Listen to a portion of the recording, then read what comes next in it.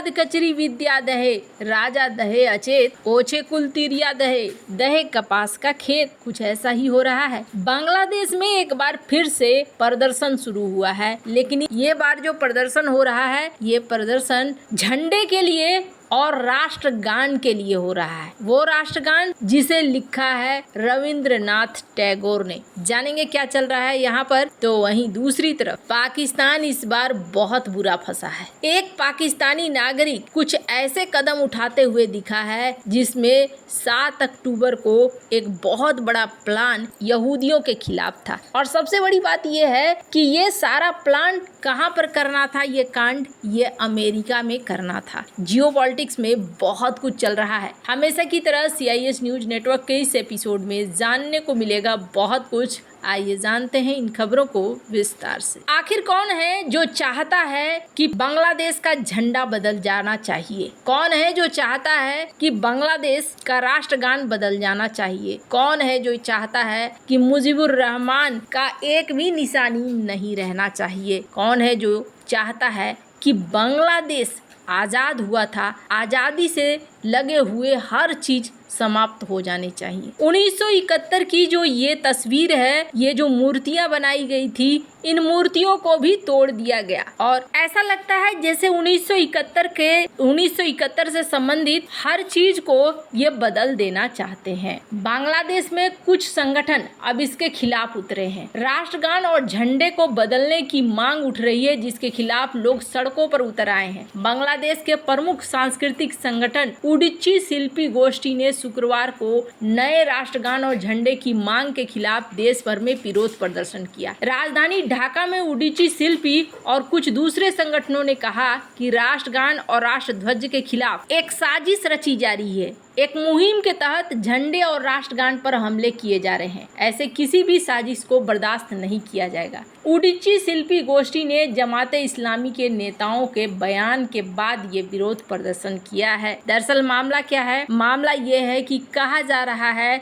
जमाते इस्लामी ये चाहता है कि झंडा बदल दिया जाए और राष्ट्रगान भी बदल दिया जाए। कहा जा रहा है कि राष्ट्रगान को भी बदलने की बात कही जा रही है, जिसके खिलाफ में लोग उतरे हैं और इनका कहना है कि हमने बहुत मुश्किल से आज़ादी पाई है। 1971 का जो वो साल है और वो समय है, वो सारी चीजें हैं, यादें हैं, वो हमारे लिए बहुत ही ज्यादा महत्वपूर्ण है। वैसे आपको बता दूं 2022 में कुछ ऐसा ही करने का कोशिश करा था पाकिस्तान ने। स्क्रीन पर देख रहे हैं ये ग्रीन बैकग्राउंड के बीच में ये लाल गोले वाला जो झंडा है, ये झंडा है बांग्लादेश का और ये बगल में है पाकिस्तान का झंडा। पाकिस्तान के हाई कमीशन ने क्या किया था, कुछ इस तरीके का झंडा लगा दिया था और झंडे को बदल दिया था, जिसके बाद यहाँ पर भी प्रोटेस्ट होने शुरू हो गए थे और प्रोटेस्ट के बाद झंडा को वापस से ठीक किया गया था। तो झंडे और राष्ट्रगान के प्रति बांग्लादेश में देखने को मिलता है कि ये लोग इस चीज से जुड़े हुए हैं।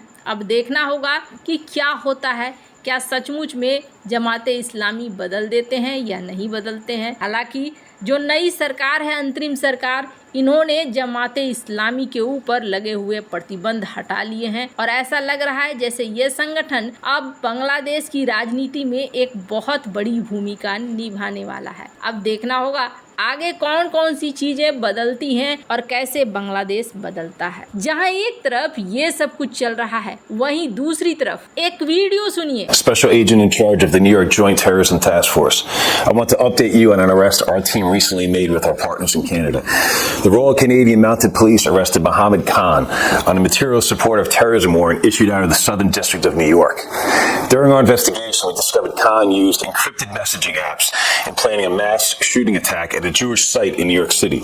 ये वीडियो FBI के द्वारा जारी किया गया है और इन्होंने एक बड़ा खुलासा करके दुनिया को चौंका दिया है। क्या खुलासा हुआ है? एक ऐसा प्लान बनाया गया था जो 7 अक्टूबर की घटना को दोहराने वाला था और इस घटना में अमेरिका में बहुत बड़ा हमला होता और ये हमला अमेरिका में बड़ा हमला होता और ये हमला हिलाकर रख देता अमेरिका को, ऐसा इस आर्टिकल में कहा जा रहा है। स्क्रीन पर आप देख सकते हैं। FBI ने उस शख्स को पकड़ा जो इस तरह की प्लानिंग कर रहा था और वो शख्स कौन निकला? वो शख्स एक पाकिस्तानी नागरिक निकला। कनाडा में रहने वाला एक पाकिस्तानी को अमेरिका ने आतंकी हमला करने की साजिश रचने के आरोप में गिरफ्तार किया। अमेरिकी न्याय विभाग ने शुक्रवार को बताया कि पाकिस्तानी शख्स ने न्यूयॉर्क शहर में यहूदियों पर हमला करने की साजिश रची थी। बयान में बताया गया कि 20 साल का मोहम्मद शाहजेब खान उर्फ शाहजेब जादून को